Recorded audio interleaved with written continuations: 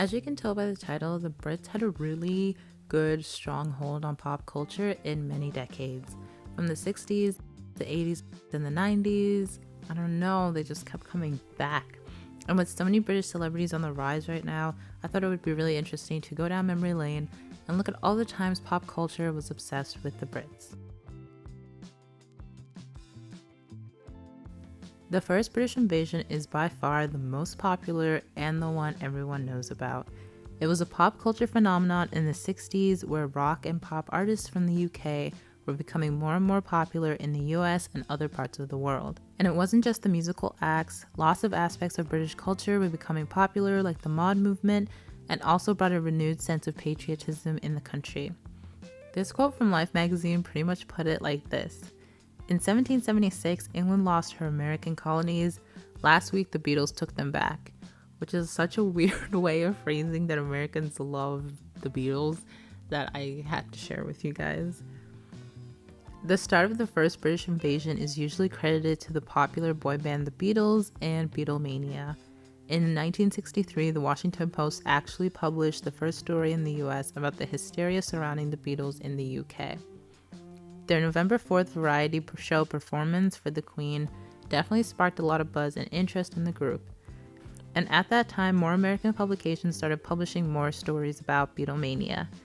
I Want to Hold Your Hand became their breakout single in the US and topped the charts, and I guess the rest was history.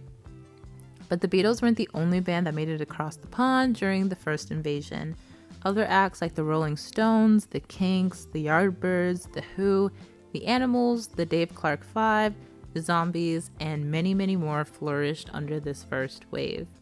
And other aspects of pop culture were also influenced by British culture at the time.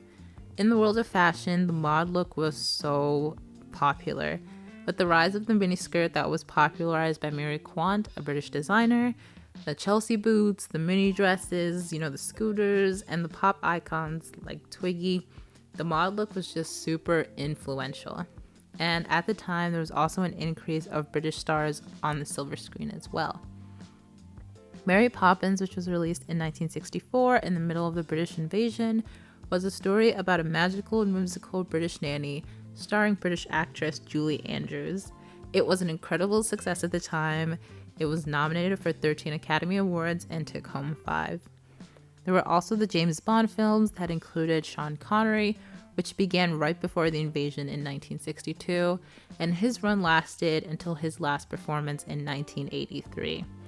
It pretty much jump-started the spy genre and influenced US TV shows like I Spy and The Man from U.N.C.L.E. And Audrey Hepburn, the Belgian-born actress who had British citizenship through her father and went to a British boarding school in her formative years, was on the rise at this time too. She portrayed a Cockney Eliza Doolittle in the movie My Fair Lady. And there was also Lawrence of Arabia, which took home 7 Oscars in 1963. And actors like Michael Caine, who went on to have amazing careers, were also just starting out at this time. So when did the first British invasion end? It's really hard to say, especially because these things are usually gradual, but I think the consensus is basically that as the decade went on, there were significant cultural shifts. The increase of opposition to Americans entering Vietnam caused a massive countercultural movement that led to the Summer of Love and the hippie movement that a lot of artists spoke out about. And by the time the US entered Vietnam in 1965, the first British invasion was pretty much over.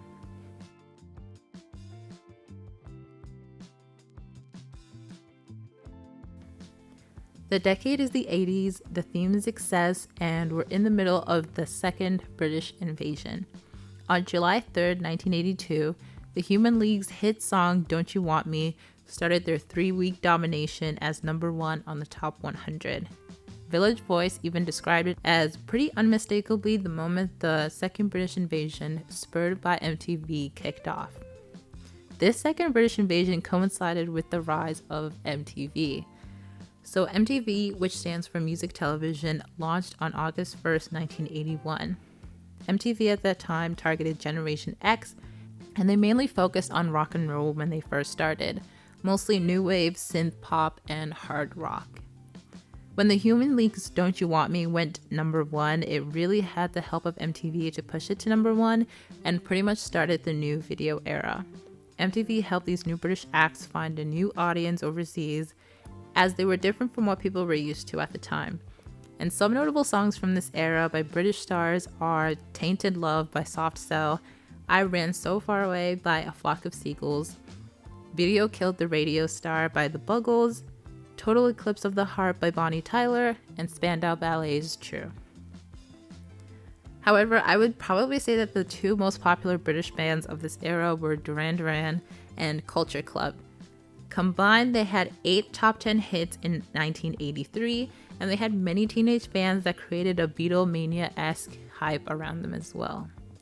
Eventually, most of the British bands that came from this era were labeled under the umbrella terms New Wave, New Music, or New Pop. The music was highly danceable and emphasized the synthesizer. Most of these artists came out after the 70s punk movement in the UK, so it was definitely a time where they were experimenting more with their sound and figuring out the new landscape that was the MTV music video era. Eventually, though, even this second British invasion came to an end. The genre ended up facing a decline through the mid-80s, and at this time, the two most popular bands also kind of stopped making music. Duran Duran ended up splitting up to do side projects, and they made like 2 separate bands, Arcadia and Power Station. After this split, they were never the same again, and the band didn't really perform live with all 5 original members until 2003. Boy George of the Culture Club ran into legal troubles concerning illegal substances, and the Culture Club ended up breaking up. And by that time, a lot of American artists figured out how to use MTV and music videos to their advantage too, and started beating the Brits at their own game. This is where we see the rise of artists like Bruce Springsteen, Cyndi Lauper, Madonna, and Prince. And that pretty much marks the end of the second British invasion.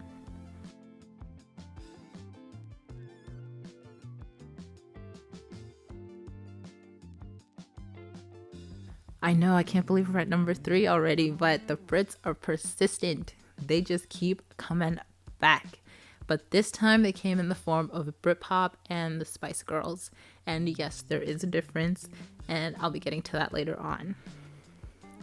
This distinctive period is known as Cool Britannia and is defined by an increase of patriotism and pride in the culture of the UK through the mid to late 90s. This pretty much coincided with John Major's Conservative government being upstaged by a landslide by Tony Blair's new Labour government. At this time, Britpop was on the rise, and the term itself is retrospectively seen as more of a marketing tool than a label for a very specific genre of music.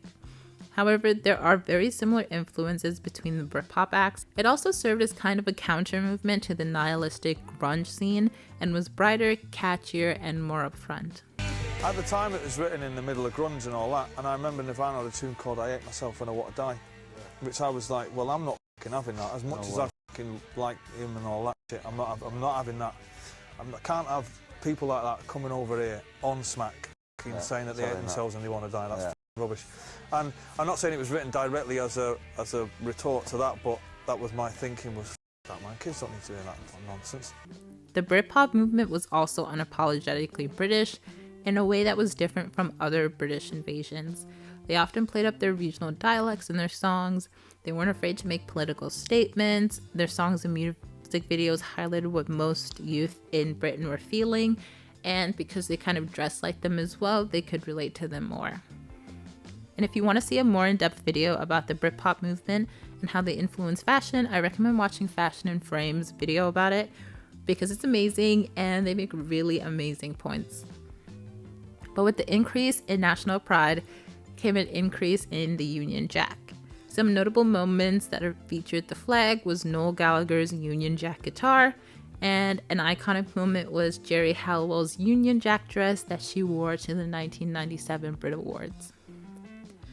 And that dress is so amazing, and Jerry's interview with Vogue talks about this a lot, and it's honestly like one of my favorite stories ever.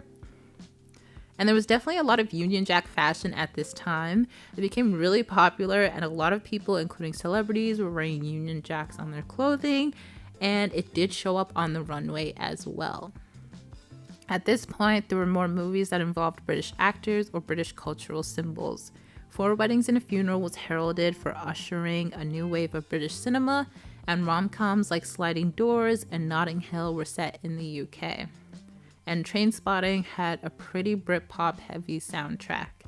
The Austin Powers films also starred Elizabeth Hurley, who was huge at the time and dating Hugh Grant, so they were a British power couple, and took inspiration from the swinging 60s in London. But by the time 1998 rolled around, many people were pretty much tired with Cool Britannia, probably from the overexposure, and it declined severely by the time the millennium rolled around. So that's 3 different times the British invaded pop culture, and we love them for it.